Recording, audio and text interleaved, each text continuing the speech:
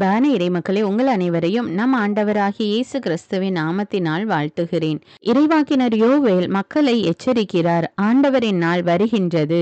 அது ஒரு சாதாரண நாள் அல்ல, அழிவின் நாள், நியாயத்தின் நாள். எனவே மக்கள் தங்களுடைய பாவத்திலிருந்து மனம் திரும்பி கடவுளை நோக்கி மன்றாட வேண்டும். ஆண்டவருடைய இரக்கத்திற்காக மன்றாடும் போது ஆண்டவர் தன்னுடைய மனதை மாற்றிக்கொள்வார்.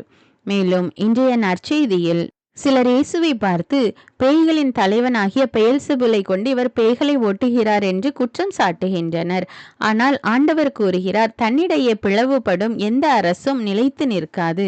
மூலம் அவர் கடவுளின் ஆற்றலால் பேய்களை ஓட்டுகிறார் என்பது தெளிவாக தெரிகிறது. நம்முள் கடவுளின் ஆவி இருக்கும்போது தீய ஆவிகள் நம்மை ஆண்டு கொள்ள முடியாது. ஆனால் கடவுளின் அருளை இழந்தால் தீமை மீண்டும் நம்முடைய வாழ்க்கையில் புகுந்துவிடும்.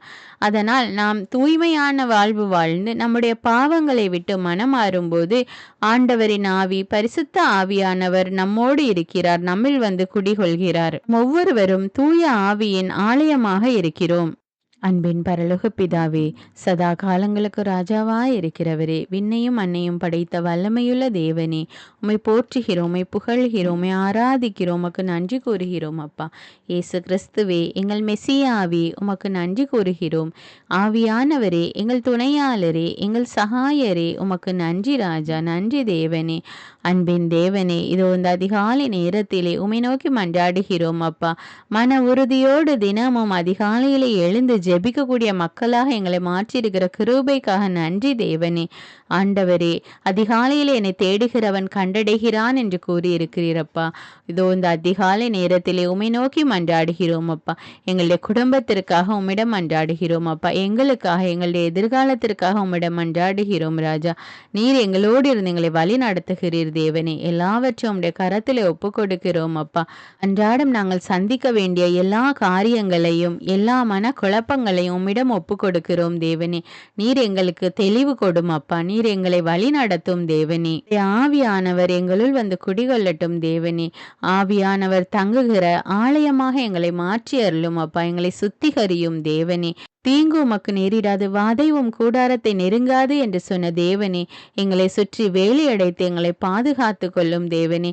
உன் கால் கல்லின் மோதாதபடி தூதர்கள் கைகளில் ஏந்தி கொண்டு போவார்கள் என்று கூறியிருக்கிற வார்த்தையின்படி ஆண்டவரே, எங்கள் ஒவ்வொருவரையும் எல்லா தீங்குக்கும் ஆபத்துகளுக்கும் விலக்கி பாதுகாத்து கொள்ளும் தேவனே. நாங்கள் கையிட்டு செய்கிற எல்லா காரியத்திலும் எங்களுக்கு வெற்றியை கொடும் தேவனே. உமது வலது கரம் எங்களோடு இருந்து எங்களை வழி நடத்தட்டும் அப்பா.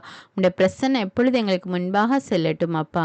எல்லா துதிகான மகிமை உமக்கே செலுத்துகிறேன். இயேசுவின் இன்ப நாமத்தில் ஜெபிக்கிறேன், ஆமேன். வாசகம். இறைவாக்கினர் யோவேல் நூலிலிருந்து வாசகம். அதிகாரம் 1 இறைவார்த்தைகள் 13 முதல் 15. அதிகாரம் 2 இறைவார்த்தைகள் 1 முதல் 2. குருக்களே, சாக்கு உடை உடுத்தி கொண்டு தேம்பி அழுங்கள். பலிபீடத்தில் பணிபுரிவோரே, அலறி புலம்புங்கள். என் கடவுளின் ஊழியர்களே, சாக்கு உடை அணிந்தவர்களாய் இரவை கழியுங்கள். ஏனெனில் உங்கள் கடவுளின் வீட்டில் தானிய படையலும் நீர்ம படையலும் இல்லாமல் போயின. உண்ணா நோன்புக்கென நாள் குறியுங்கள். வழிபாட்டு பேரணியை திரட்டுங்கள். ஊர் பெரியோரையும் நாட்டில் குடியிருப்போர் அனைவரையும் உங்கள் கடவுளாகிய ஆண்டவரின் இல்லத்தில் கூடி வர செய்யுங்கள். ஆண்டவரை நோக்கி கதறுங்கள். மிக கொடிய நாள் அந்த நாள். ஆண்டவரின் நாள் அண்மையில் உள்ளது. எல்லாம் வல்லவர் அழிவை அனுப்பும் நாளாக அது வரும். சியோனிலே எக்காலம் ஊதி எச்சரியுங்கள். என்னுடைய திருமலை மேலிருந்து கூக்குரல் இடுங்கள். நாட்டில் குடியிருப்பவர்கள் அனைவரும் நடுங்குவார்களாக. ஏனெனில் ஆண்டவரின் நாள் வருகின்றது. ஆம், அது வந்துவிட்டது.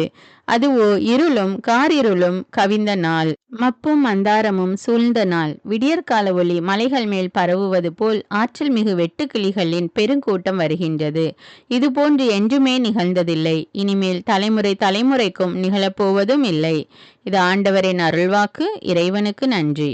நற்செய்தி வாசகம். புனித லூக்கா எழுதிய தூய நற்செய்தியிலிருந்து வாசகம். அதிகாரம் 11 இறைவார்த்தைகள் 15 முதல் 26. அக்காலத்தில் மக்களுள் சிலர் இயேசுவை குறித்து, பேய்களின் தலைவனாகிய பெயல்செபூலை கொண்டே இவன் பேய்களை ஓட்டுகிறான் என்றனர். வேறு சிலர் அவரை சோதிக்கும் நோக்குடன் வானத்திலிருந்து ஏதேனும் ஒரு அடையாளம் காட்டுமாறு அவரிடம் கேட்டனர். இயேசு அவர்களுடைய சிந்தனைகளை அறிந்து அவர்களிடம் கூறியது, தனக்கு எதிராக தானே பிளவுபடும் எந்த அரசும் பாழாய் போகும்.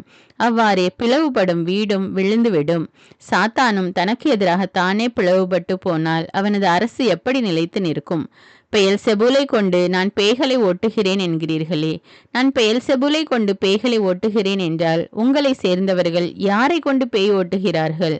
ஆகவே அவர்களே உங்கள் கூற்று தவறு என்பதற்கு சாட்சிகள். நான் கடவுளின் ஆற்றலால் பேய்களை ஓட்டுகிறேன் என்றால் இறையாட்சி உங்களிடம் வந்துள்ளது அல்லவா? வலியவர் ஆயுதம் தாங்கி தம் அரண்மனையை காக்கிற போது அவருடைய உடைமைகள் பாதுகாப்பாக இருக்கும். அவரை விட மிகுந்த வலிமையுடையவர் ஒருவர் வந்து அவரை வென்றால் அவர் நம்பியிருந்த எல்லா படைக்கலங்களையும் பறித்து கொண்டு கொள்ளை பொருளையும் பங்கிடுவார். என்னோடு இராதவர் எனக்கு எதிராக இருக்கிறார். என்னோடு இணைந்து மக்களை கூட்டி சேர்க்காதவர் அவர்களை சிதறடிக்கிறார். ஒருவரை விட்டு வெளியேறுகின்ற தீய ஆவி வறண்ட இடங்களில் அலைந்து திரிந்து இளைப்பாற இடம் தேடும். இடம் கண்டுபிடிக்க முடியாமல் நான் விட்டு வந்த எனது வீட்டுக்கு திரும்பி போவேன் என சொல்லும். திரும்பி வந்து அவ்வீடு கூட்டி அழகுபடுத்தப்பட்டிருப்பதை காணும். மீண்டும் சென்று தன்னைவிட பொல்லாத வேறு 7 ஆவிகளை அழைத்து வந்து அவருள் புகுந்து அங்கே குடியிருக்கும். அவருடைய பின்னைய நிலைமை முன்னைய நிலைமையை விட கேடுள்ளதாகும்.